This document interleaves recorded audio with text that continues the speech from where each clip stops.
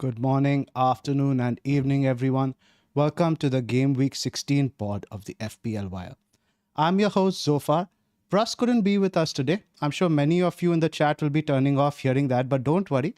We will be sharing the details of his OnlyFans account towards the end of the stream, so don't turn this off. I do have my co-host, Late Riser, with me, though, who is no doubt in a good mood after midweek. How are you doing, LR, if I need to ask? Doing pretty good. Should FPL week, but it was a bad week for the oil prices, and I'm here for it. Yeah, I don't believe we gave up 4+ XG, man. Unbelievable. Yeah, it is crazy. I mean, questions need to be asked about your manager, how he continues to be persistent with Thiago Silva, who's been having a little bit of a shitter ever since Man City. He's just not looked good. And what surprised me is Bardisheli, who's looked like your best centre back, is not playing the game. He persists with playing Colville as a wing back.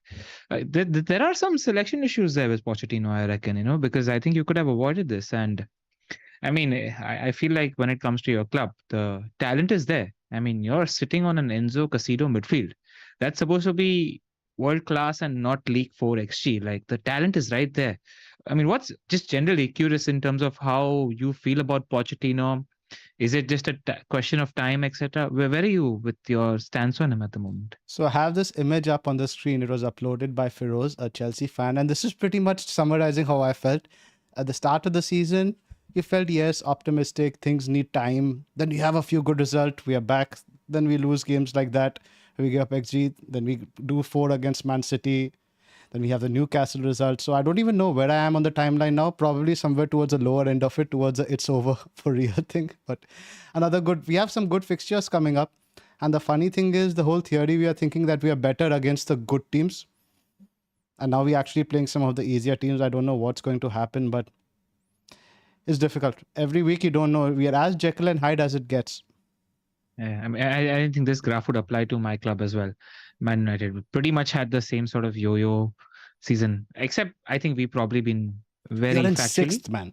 And the thing is, Yeah. the media and dramatizers, like they love when United are in crisis. So you get one bad result and it's a crisis. You're still in 6th in the table. You're not that far off like a Man City. Like this performance against Chelsea is probably one of the better performances of the season. The thing that's happened this season is we've just about won the games that we should have, and that's why we are 6th.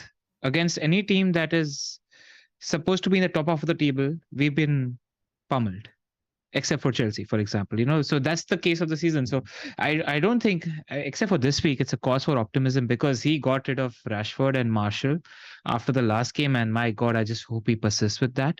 Because like when it comes to talent, right? I don't think we can match our peers for talent. Just play the runners, play the hardworking guys. I mean, the tone of the press is different when you have somebody not just skippy, hoppy, jumpy their way through the pitch, because against Newcastle, Rashford and Marshall, it was a game of 11 versus 9. I know I was angry after that. At least you get to see people setting up plays. This is more in sync with Ten Hag style. So I hope this persists. And what I hope it inversely does is gives a reality check to Rashford. Hope it motivates him, and then he comes back stronger as well. But what's your opinion of Poch? Do you think it's a player issue? Do you think it's a manager issue? What's your read there? I don't know, man. I think he needs to spend less time at the buffet and more time on the team selection or some coaching or whatever he's doing. He's getting fatter every week. It's getting frustrating. It's just, but you see the good things that are there. You see the underlying data. You see the players are making the runs. You see the formation maps. Things are happening. But individually, like you see Mudryk, he's so raw. He still looks like he needs a lot of work. I think Nkunku can't come back to the team soon enough. I think the news is he won't be there this weekend, but I'm really hoping he gets back in the team soon. The saving grace has been Cole Palmer. He's been the shining light. That late transfer from Man City has really been the most positive thing to go. But again, it's a transitional season. I'm fine wherever we finish. Mid-table looks like where it will be. Right. Cheers. And before we get into the sponsor plugs, Zoph, why don't you just convince our listeners to get us to 30,000 subscribers? Like that. So we want to get to 30K subscribers by the end of the year. We are trying to bring more content to you. Like and subscribing. I think we could try to get that number to below 1,000 by the end of this stream. And we'd really appreciate your support in doing so. Yeah, we're about 1,300 subscribers away from 30,000. We really just want to get there. Ross FPL Raptor is in the chat as well. Hi, Raptor. Hope you're doing well. Yeah, let's get into the sponsor plugs. Yep. You first. Right. All the stats that you see on the podcast are from the Fantasy Football Scout members area. If you aren't a member already, please click on the link in the description below. Like we mentioned, we don't really have the time to catch all the games, all the highlights in this crunch December period. And that's when the tables that we're going to showcase to you later in this podcast are really useful, where, you get as much data as possible, spend about 10-15 minutes looking at the data, which helps you with your decision making. And the members article, as I keep citing throughout the year, are just spectacular. So if you aren't a member, link in the description below. We have also partnered with NordVPN. If you're bored of the streaming libraries available in your country, you can expand your selection using NordVPN with the click of a button. There are over 5,000 plus server options available and no content is out of your reach.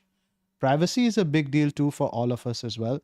Nord keeps your data encrypted and your IP address hidden to ensure complete privacy while you're browsing the internet. They've also added a new threat protection feature. You can say goodbye to intrusive website ads and malware. Even if you download an infected file, threat protection kicks in and deletes it before it makes a mess of your computer. If you sign up using our creator code nordvpn.com/FPL Wire, you get a huge discount off your NordVPN plan plus 4 additional months for free. They also offer a 30-day money-back guarantee. Right. Let's talk briefly about our FPL weeks. I don't think there was much to talk about score-wise. Midweek game weeks are always mostly a damn squib. I think 30 to 35 is the range I'm seeing. 29 to maybe 40 at a stretch. That's it. Yeah. I mean, I've been yo-yoing between 500 and 800K for the last 4-5 weeks.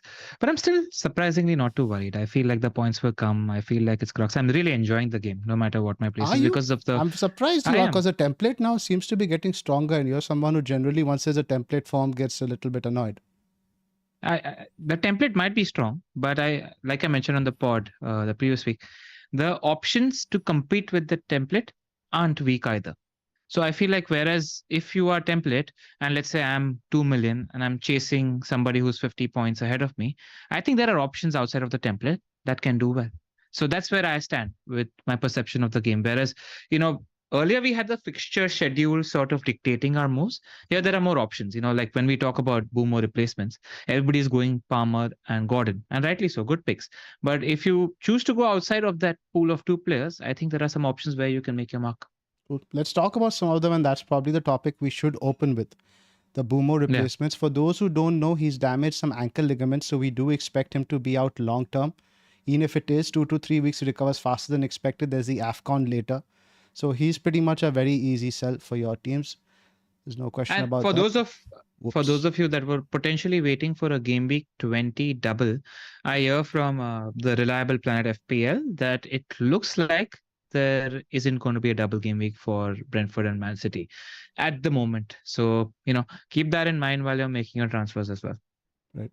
Apologies for the image you see over here. I wrote it with a long slide, so LR's face is a bit distorted, but I do want to get the data out to you guys. I just discussed some of the quick numbers that are on screen over here.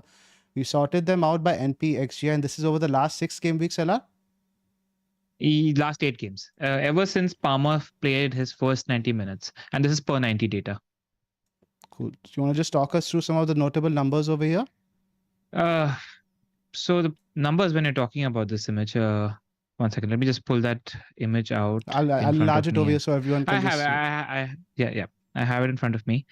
I mean, why don't we just go pick by pick? The one thing that stands out to me when it comes to non-penalty XGI threat per 90, it's Palmer's at the bottom end of that table, where he has 0.38 NP XGI per 90 in the last 8 games, and some of peers are ahead of him.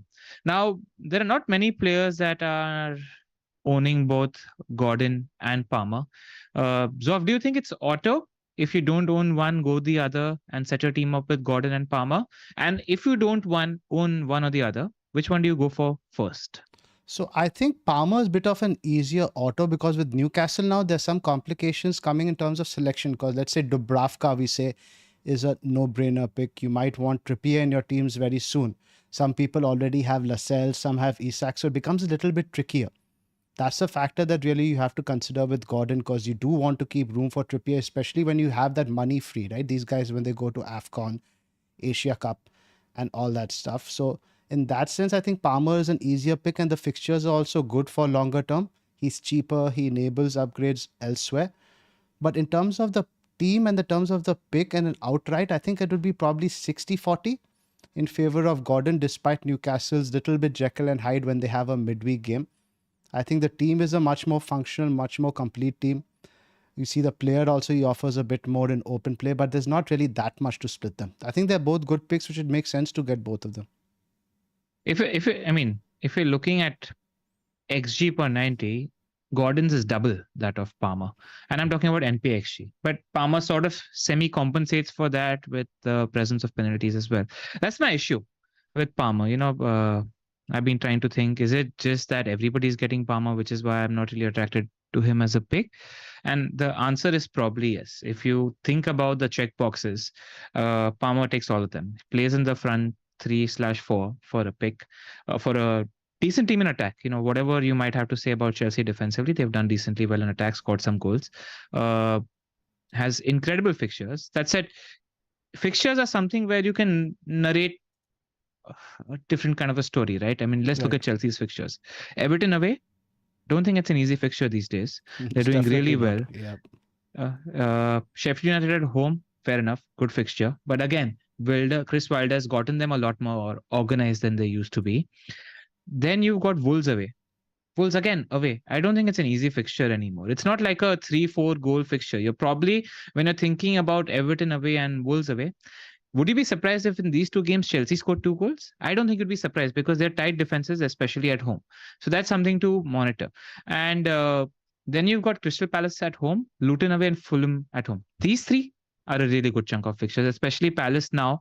They don't really have their main players to rely on and feels like it's going on a downward trend, that club. So, and when it comes to Gordon versus Palmer, right? Palmer just has a greater run of fixtures for a longer duration Correct. compared to Gordon. But that said, if Gordon has Liverpool and City in 2021, you don't really mind that for the primary counter-attacking outlet in Newcastle United's team because he can get a goal in that sort of. Never mind, it's a tough fixture, but I don't think it's that bad a thing. If you ask me to rate between these two, I think Gordon's the better pick than Palmer. But I also want to make a couple of points here, and it's zooming out a little. I think a lot of us don't own either Trippier or Trent. And we need to first think about whether we want a Trippier or Trent in our team. If that is the case, who enables you to convert maybe an Arsenal defender or a cheap defender that you have to that Trippier or Trent position? You need to be thinking about that as well. And secondly, one macro point is we are talking about a 5.3, 5.5, 6 million, 6.5 million, or even a 4.7 million asset here. Now, nobody's really going to captain these players. So, and they're okay players where your average expectancy of returns is 1 in 3 games, 1 in 4 games, something of that sort. So if you feel something, and let's say you want to punt on a Raheem Sterling, for example, or if you want to punt on a Brennan Johnson, for example, because you think they're explosive, just because the whole world is going for a Palmer and Gordon, you don't really need to be fearful about these picks compared to other picks that you need to be fearful about when you're talking. These are not the Mo Salahs and the Erling Haalands of the world.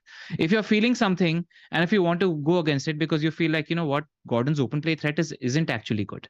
I'm going to bet on his poor underlying numbers in open play and bet on somebody like a Leon Bailey, who I fancy, who I think is going to do well, or somebody like a Brennan Johnson, go for it. I don't think there are any comps punting in this spot, which is potentially a 7th attacker. But keep in mind whether you want to upgrade your third, first, second defender to a Trippier or a Trent. So I think it's sort of concurrence. Those are the two things that move together. Do we really need to spend more time on these two picks? I think they're sort of like pretty much self-explanatory. Let's discuss the alternatives a little bit more. Your Wangs, Garnachos, and all that stuff. Yeah. I mean, when I was writing the article about these mid-price midfielders last week, I wasn't looking at Wang at all. And then I saw his numbers and he was topping all the underlying number charts that they were since the start of the season. He's just a striker for a mid-table team, and that Wolves team is better than the Wolves team has been in the past few years. That said, now Wang has 5 games before he moves to Asia Cup, and he's on 4 yellow cards as well. So you're sort of semi-risking him not playing 1 game, and it's a transfer out that is a compulsion after 5 weeks. Because of these 2 factors alone, if you have Son, actually Mbeumo is not an issue anymore. If you have Son, Salah, then it's not big an issue because you're selling Mbeumo anyway. It's not like we had that many players who are committed to AFCON and Asia Cup. What are the fixtures like? Fixtures are good. For Wolves, they have Forest Burnley, at home, West Ham away, Burnley Chelsea just gone. at home. Yeah, so Forest, West Ham, Chelsea, Brentford, Everton. Good fixtures, man. If you want to punt, do this if your team is in a healthy position for 18 is what I'd say. Because and you have a sub option also, right? Because of the yellow, Yeah, the yellow thing can screw you over. I think he's a good pick. I think he's a good punt. Let's talk about Brennan Johnson. I think he's the one I'm personally most interested in because even when I was clocking the highlights, it was impossible to watch the games because they're at 1:45. You can't do that 2 nights in a row in India, especially if you're working. He's still occupying a lot of positions in the center of the box when the ball is coming in from the crosses. And I thought Spurs were, as Baker rightly said, self-destructive. They dominated the game for large parts and then gave away 2 cheap goals. Uh, I think Brennan Johnson is a good punt. I think his numbers look good. I think he's going to be first choice. The fixtures are really good from an attacking perspective, and the team is very attacking. You're looking at Newcastle home, which is a slightly tougher fixture.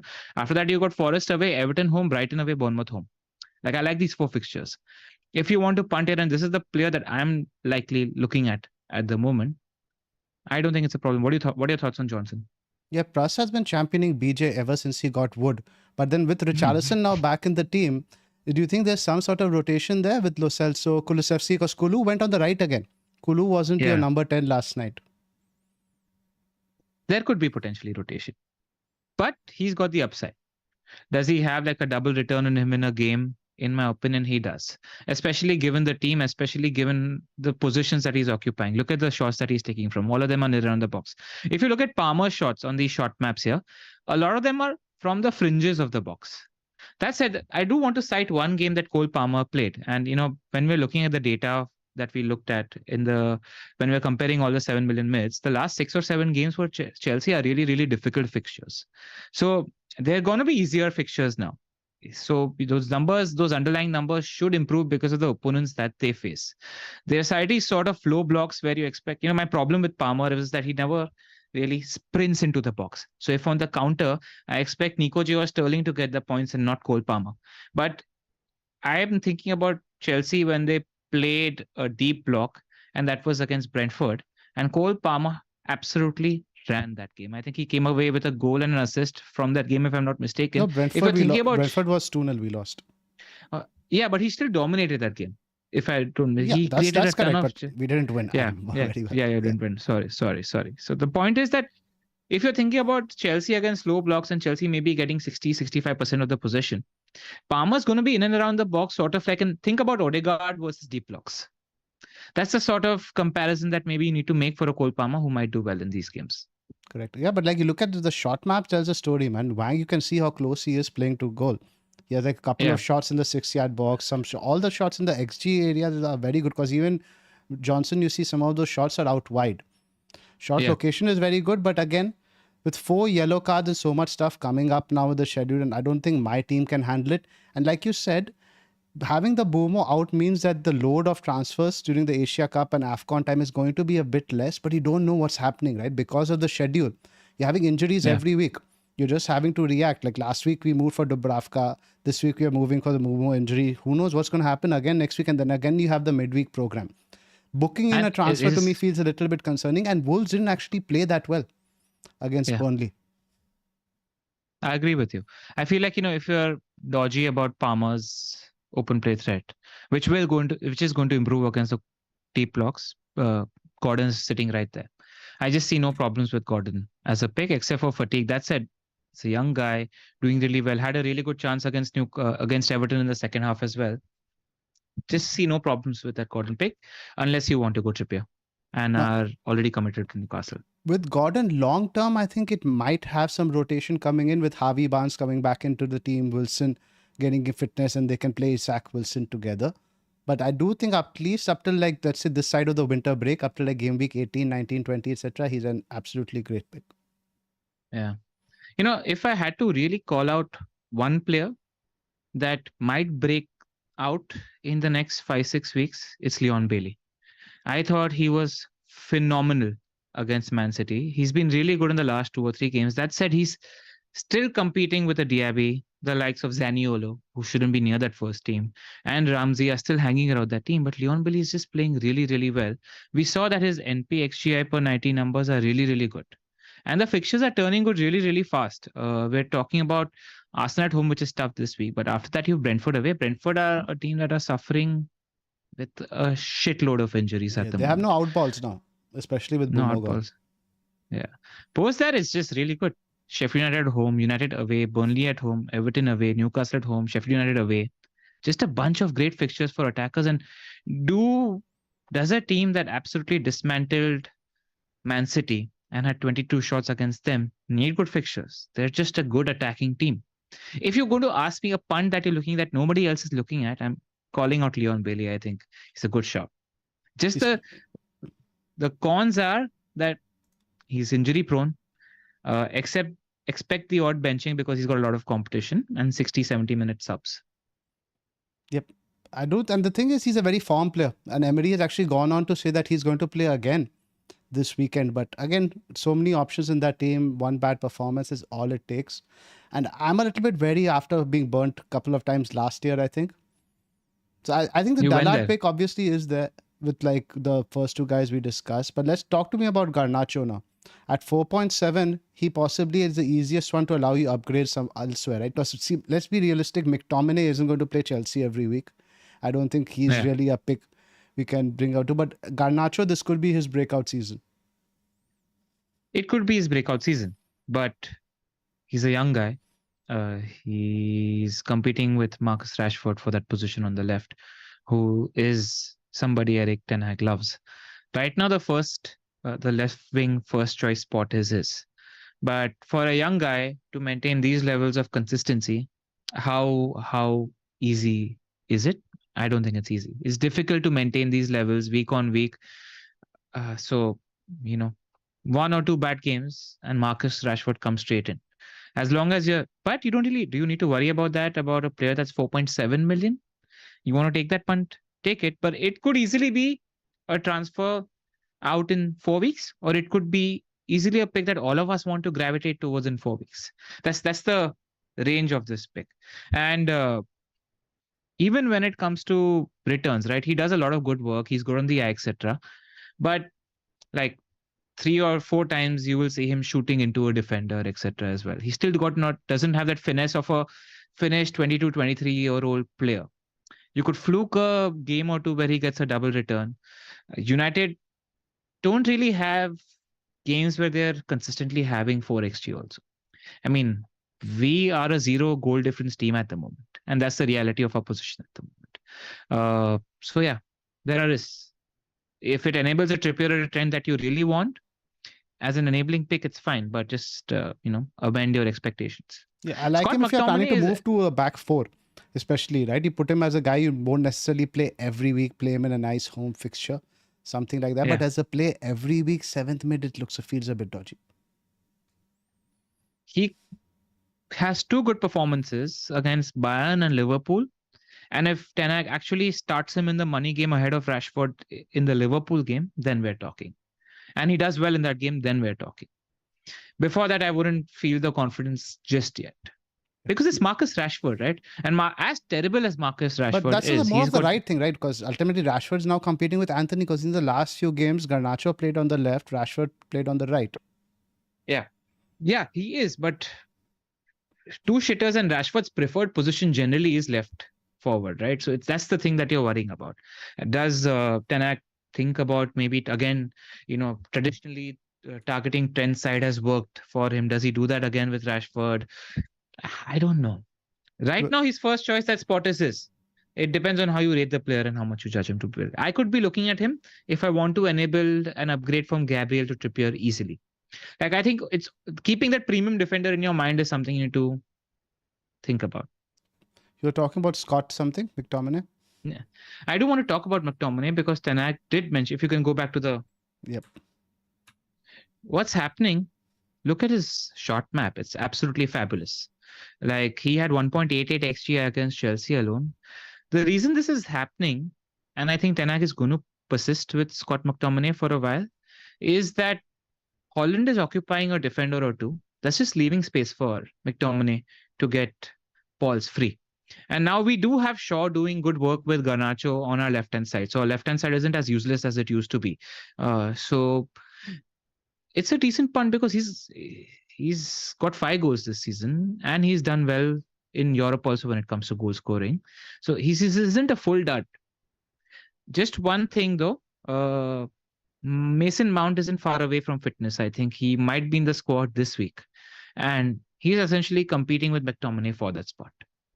So that's also something to be wary of. Interesting. I think Mount needs to earn the spot. He's been quite poor so far. There's some other picks I Yeah, do want to touch about. I think this Dukure. I like him because yeah, Everton again are clicking. He's playing very close to goal, but the fixtures again little bit terrible. mixed. Kudus again is an option. I think Bowen we've not mentioned. If you can afford Bowen straight from Mbeumo, no brainer. I'm not sure. I'm not sure. No, I mean, he got gifted the goals against yeah, Spurs. Like West Ham, Bowen is in a great run of finishing, but West Ham just haven't looked convincing in attack. There's something off with them. Like they haven't looked like a yes, they will create every week kind of team to me at the moment. And the next four, Fulham away, United, Wolves at home, United at home, Arsenal away. I'm not too convinced. I feel like if you're going Bowen, then go safer with Palmer and Gordon. I don't Bowen's know, always man. a good I pick. He's saw in the a hot entire enough 90 finish. minutes of the Spurs game yesterday. Bowen is still very much the focal point. He's still the last one. But again, that's the sort of game you think will suit Bowen a bit more because Spurs give Yeah, so much space for that striker to run behind. So maybe that tilted my view a little bit. So I get the point yeah. you're making there. I That's feel like his. Gordon's better. When you're talking about open play to open play, like Newcastle just have 4 goals in them. Like, out of At the next home, 4 game I weeks, think yeah, the stat percentage, they won 1 out of their 10 away matches this season. That was a Sheffield yeah. United But 8-0 combined with the Champions League and stuff. the point is that 16 is Spurs away. Great fixture for an attacker like Gordon. And then you've got Fulham at home and Forest at home in 17 and 19. Just Newcastle are capable of scoring 3 goals a game in any of these 3 games because that's the caliber of the team and the attack.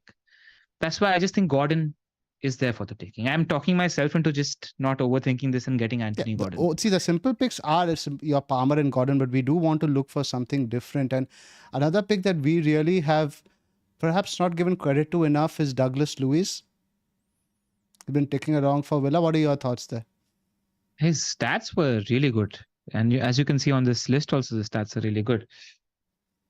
It's just if Bailey becomes an option in 2 weeks, I want to go for Leon Bailey instead.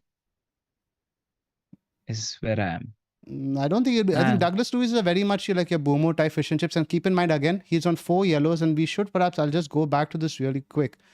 Let's just mention the guys who are on 4 yellows. So I'll mention now some of the more popular FPL names. Now this is now all the way up to game week 19. That is, even if they get booked in game week 19, they'll miss game week 20. So that's essentially the first half of the season. You have Dean, Cash, Luis, who are on 4 yellows, who are relevant. Charlie Taylor, Raheem Sterling, Enzo Fernandez, Ashley Young is not really relevant. Dukure, again, somebody I just mentioned on 4. Brathwaite also on 4. Trippier. Trippier. Kabore, who I didn't know was a former Man City player. I just saw he's red flagged in my team. Yeah. That came as a Yeah. complete surprise to me. Bruno Fernandes on 4. Trippier on 4, like you mentioned. Udogi on 4. Wang Hee-chan on 4. Nuri as well. Lot of popular players. As a Zoph, what do you macro think about point, Raheem Sterling? no, in general, I just want to ask you before that, as a macro point, does that put you off investing? If I told you today at Trippier, if you have money to buy him, he has Luton at home, would you still buy him? Yeah, it wouldn't put me off.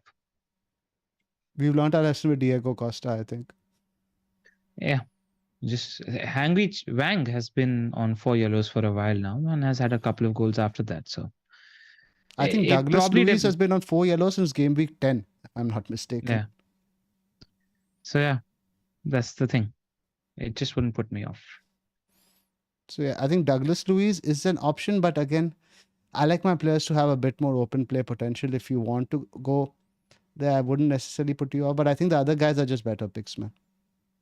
Just low key, one team you maybe need to pay close attention to is a team that has a good run of fixtures and has scored 11 goals in the last 3 games. I'm talking about Fulham. You got West Ham at home, Newcastle away, Burnley at home, Bournemouth away. I mean, Willian, Andreas Pereira, there's been a bit of rotation there, but they are finding the rhythm. When Fulham first came to the league, we saw them as this ultra attacking, goal scoring team. Everybody had Pereira, all of us had Mitrovic. They had goals in their team. Maybe pay close attention there if there's a pick there. What do you think? Because they've been playing good football. They scored 3 goals against Liverpool, They scored 3 deservedly goals so. in the last 3 games, so So all of a sudden Yeah, their attack has clicked because they've been right towards the bottom for the XG data. I don't know what he's tweaked, but Jimenez picking up form. Once Jimenez plays well, and he's the kind of guy who makes everyone around him better. He's a great link-up exactly. striker. It's not just a goal scorer. So if he's firing, then they become an investable option. But then you Yeah. have Willian, Pereira, Harry Wilson, who's been playing quite well. But I don't know. It seems a bit punty. Fixtures are there. Like, you know, Fixtures and form. 9 goals, both are 3 there. games, no joke. It's probably one of the most heartwarming moments of the midweek for me because I'm a big Jimenez fan. You know, I was on him game week 1 when he first broke into that FPL scene as well, and just been one of like our FPL legends. And you know, to see him like fall off the radar in the last 2 years, like when he was doing well, he was linked by both our clubs, linked with both our clubs. Like that was the pedigree of the player. So all for him, man. More power to him, and it's just very happy to see that. Monitor that space if you fancy a punt there. Like I mentioned, right? It's all right to punt against these players because they're mid-price bracket options. It's like Correct. if you feel it, do it. This is That's all. a Tom Freeman Wildcard spot, as we say, right? Yeah. Your one differential Yeah. spot. Fair enough. What about any of the Yeah. City guys? You think they have the upside, or is the game week 18 thing? Again, depends on your team. If your team is well set up for 18, or if you're free hitting in 18, if you are thinking of free hitting in 18, check out Pras's video on this channel. He's done an entire 25-minute video on that. I don't think it's a bad idea. I feel like City are going to come Wounded animal. Luton away, Palace at home, Everton away, Sheffield United at home, and then Burnley at home. Really good fixtures, man. And Foden's underlying numbers, I think he was top for shots, matching Mbeumo, top for shots inside the box in the last 4 game weeks. So his underlying numbers have looked really, really good. If you want to take a punt there, I'm not against it, as long as you can handle 18. Because the fixtures around for City are really good. Let's wrap this up. Your top 5? Top 5 is too much of a... Too many, right? I think top 3 is easier. Yeah, top 3 is easier. Gordon, Brennan Johnson, Cole Palmer. Yep, I think I would go with Palmer in second. The third one is really, I think, obviously up for debate. I think I would just go with Wank. If your team can allow it, he's in an amazing run of form. And the lack of Neto really hasn't had that much of a negative effect on them. He's still getting good chances. But then again, you could go for your Douglas Luiz, you could go for your Doucouré. They're all pretty much good picks there. If you're looking for an either attacker, striker, you want to guess how much Raul Jimenez is? Somebody in the chat mentioned he's not real. I know that. 5.2. It's an enticing pick at 5.2. Huh? If he can available. All right, I think a good. I just before the one player I think that we haven't really discussed is Raheem Sterling. If somebody wants to punt on Raheem Sterling, he's not been taking that many shots in the last 2 weeks. But if somebody wants to go there, you know, because the fixtures are turning. He's a little bit of a flat track bully, always has been throughout his career. Got to 15 plus point hauls against easy opposition, which is similar to the kind of opposition that Chelsea are going to be facing now. Would you talk anybody off taking that punt?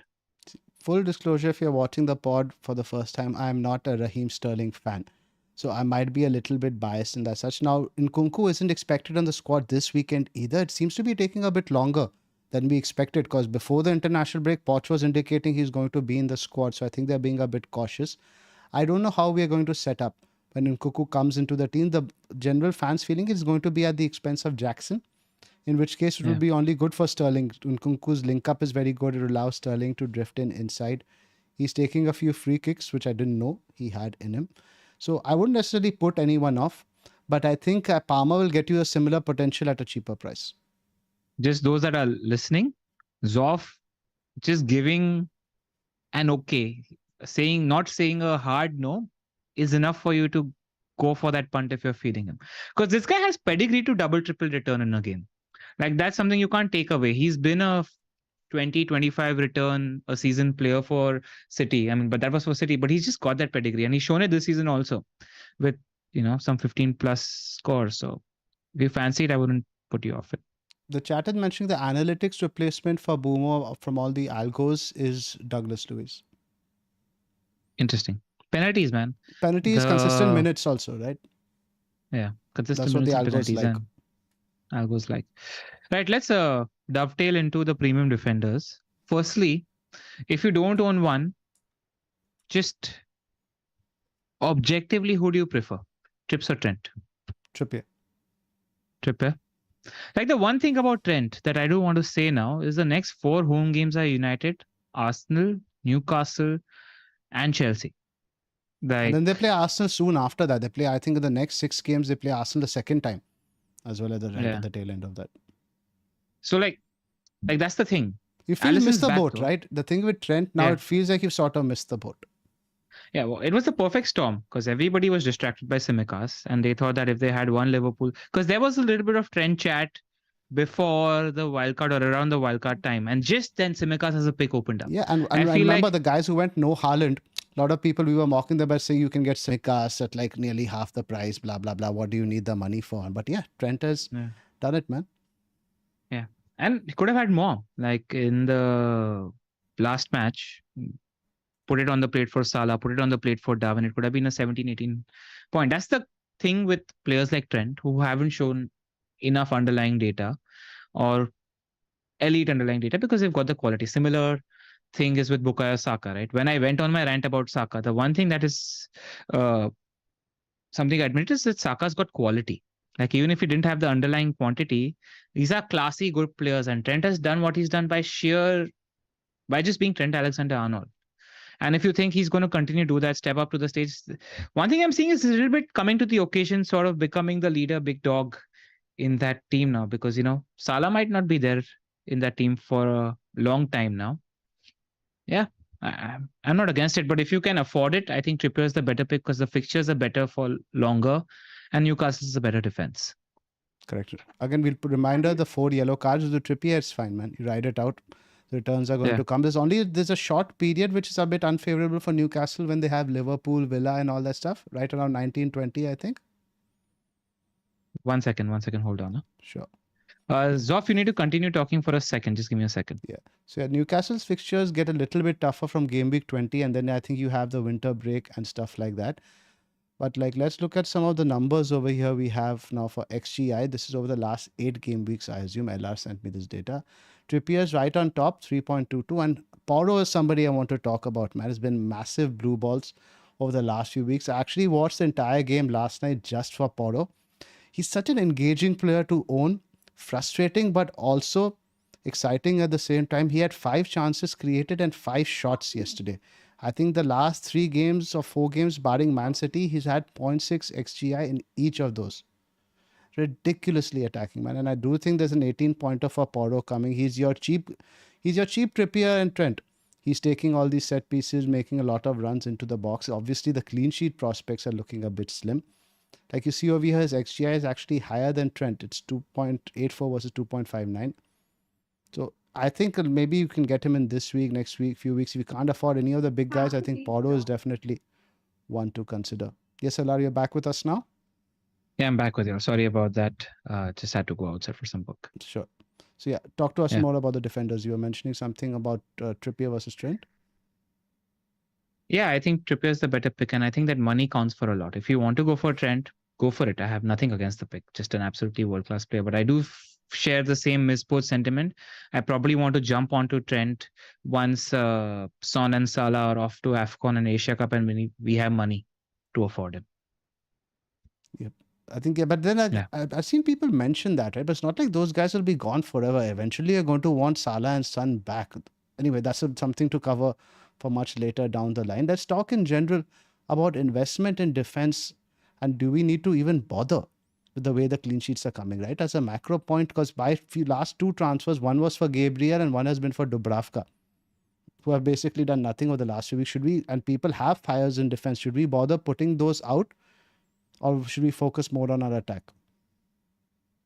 I mean, get rid of Mbeumo, but Trippier and Trent, I mean, all of the people who are sitting in the top 100K at the moment own one of these guys. That's been the differential for them, where sort of points in attack have been plus minus sort of rotating, but people who held on to Trippier for that great run of fixtures did about 30 points better than any other defender.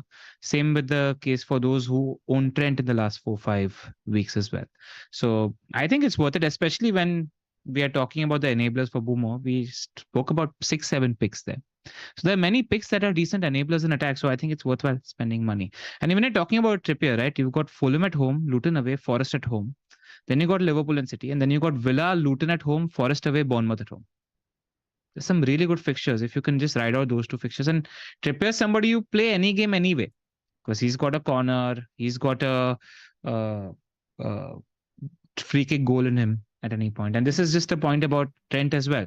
He's taking a lot more corners than he did in between game week 1 to 9. Soboslai took 20 corners, Trent took 12. Between game week 10 to 15, Trent took 22 corners and Soboslai took 7. So he's getting a lot more assist threat, set piece threat. And also one thing that's going to happen, right? At these key moments, he's scored these goals. He's playing advanced in the easy fixtures. His teammates are going to start looking for him, because he's putting the ball in the back of the net as well. Even in the previous game, I remember he had a shot which was blocked by a defender, which was close to going inside the goal as well. So I think it's fine to go for them. I mentioned on the previous pod as well, if you want to play the value game with Newcastle, because Newcastle have 6 or 7 good picks. If you want to go Dubravka, Livramento/Lascelles, and Gordon, it's fine to go Trent. I'm glad you mentioned goalkeepers, and let's touch upon that, because the news we've got today is that Areola probably won't make this weekend. Now, if you don't own Dubravka, it's an easy switch, of course, but there's obviously the caveat there of locking you out of Newcastle, right?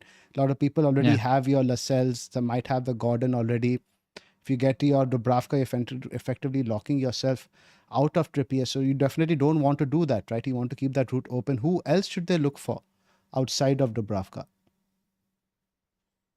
And do they even need to bother, honestly? Like, I think because what we've read is Areola might be back the game week after, and you probably have a Mbeumo size hole to deal with. So do you even bother taking a hit for a goalkeeper this week, or you ride out the 0? If you own a playing keeper, it's fine.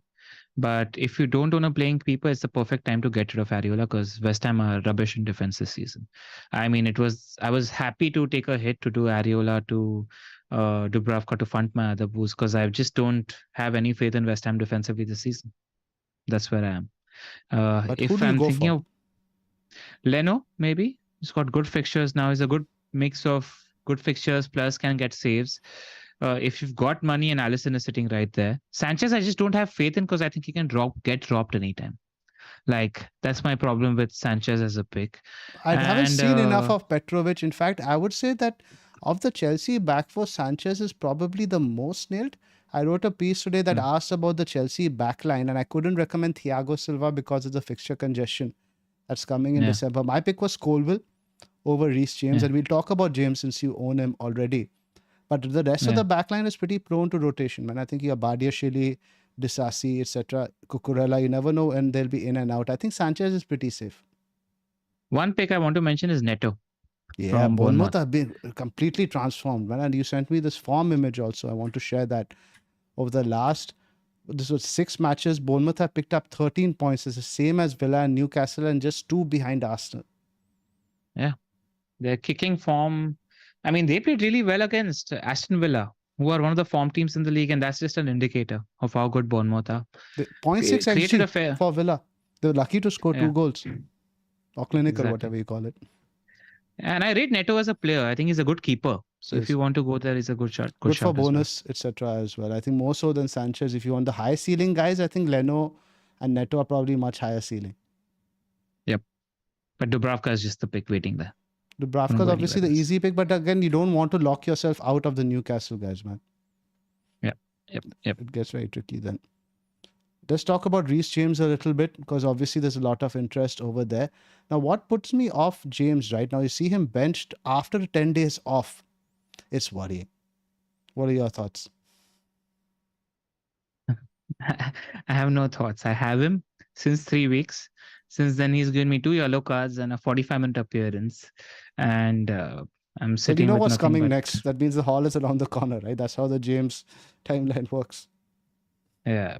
So, I mean, I'll patiently wait this week because, Porro has a much tougher fixture. But if Reece doesn't show enough in the next 2 or 3 weeks, he's on thin ice, because I feel like I've trapped myself into Reece.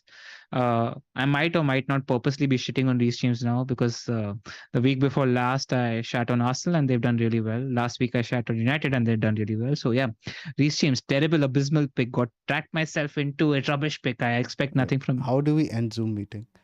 We don't tolerate James. Bad talk, man. James is good, but yeah, not a pick. I really don't think he's an investable pick over December. Maybe look at it afterwards because we are being very, very cautious with it. Yeah, man. The fitness is an issue right now. And you want to play the Reece James upside card because the fixtures are there, fine. But the fitness is an issue at the moment. Correct.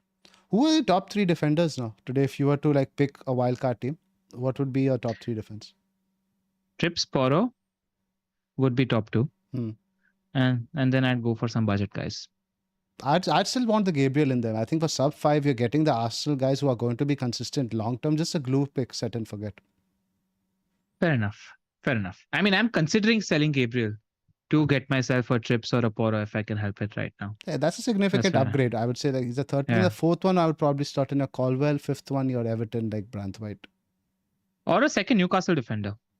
Like, but again, you're blocking yourself out of the Gordon. And I do think the Zach Wilson thing isn't over yet, right? Once the fixture congestion eases up and one of them gets knocked out, let's say Newcastle have a normal schedule on the other side of the winter break. You're again locking yourself out there.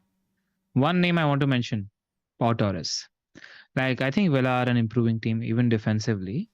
And he's a little bit like how you saw that Lascelles is the prime target on set pieces.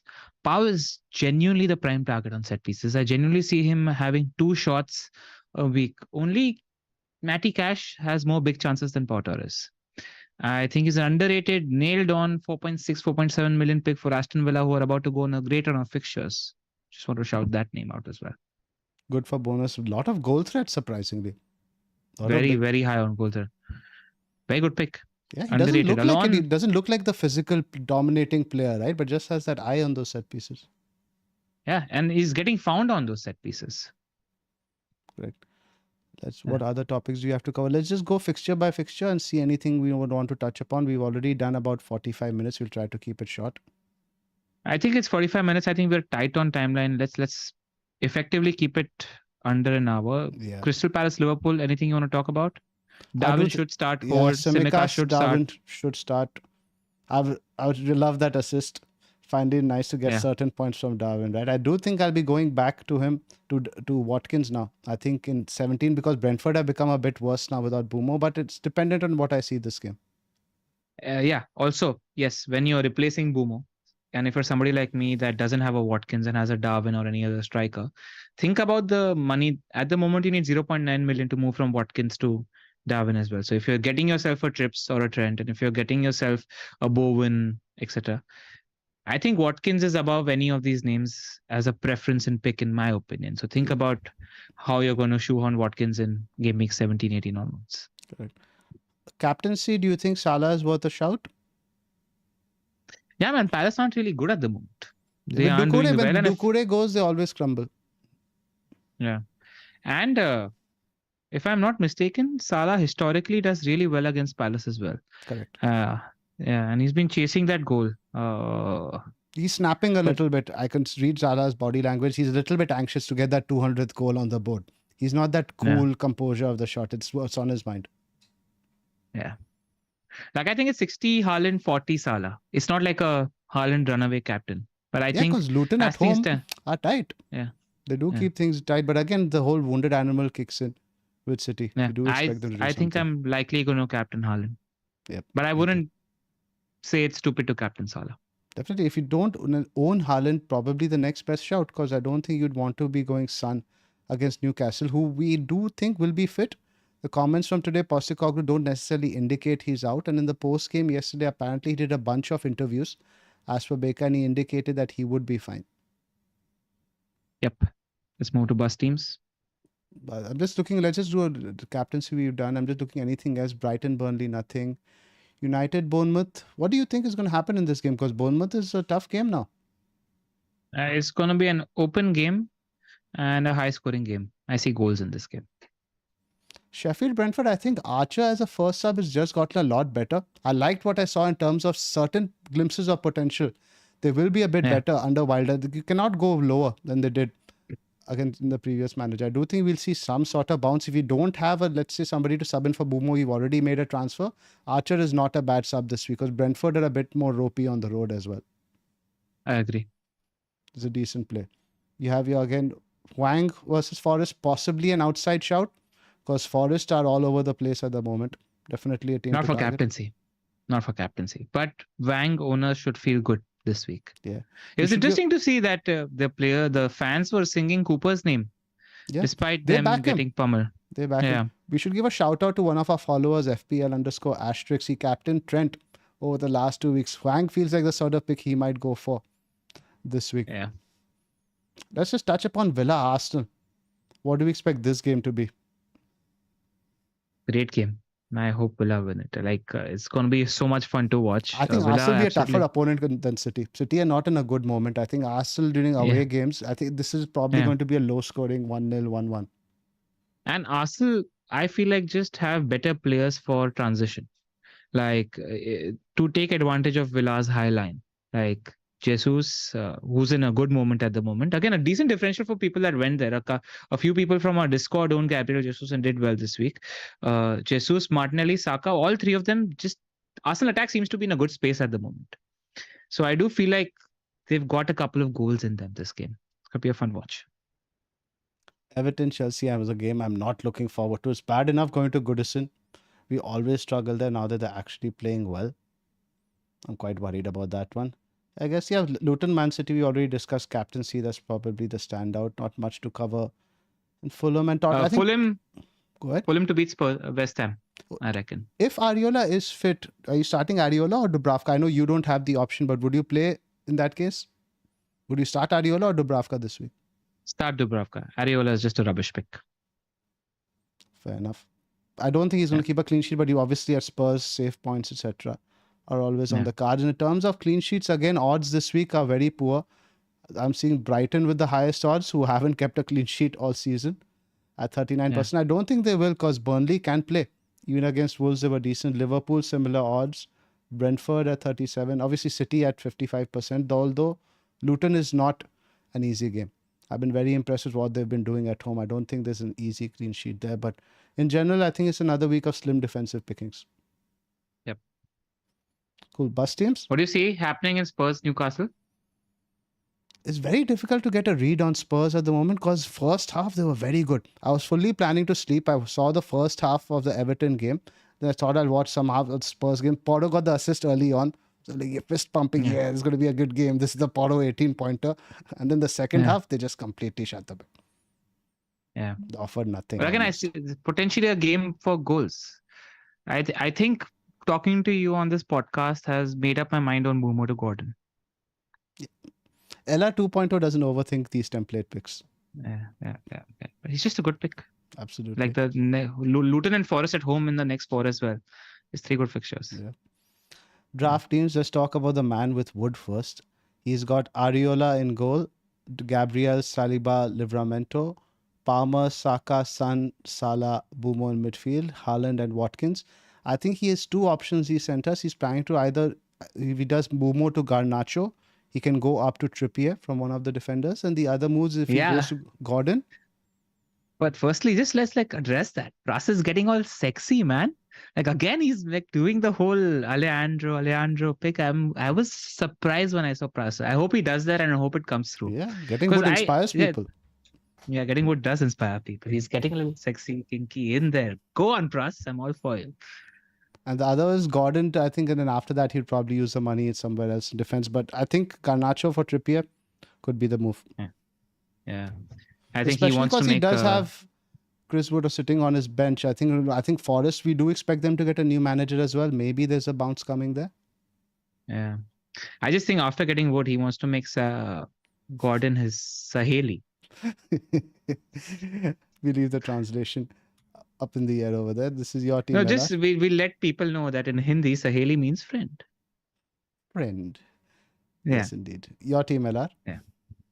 I've got Dubravka, James, Maguire, who I benched, unfortunately. He's been such a stupendous pick for that 4th defender spot for me. Just been very reliable.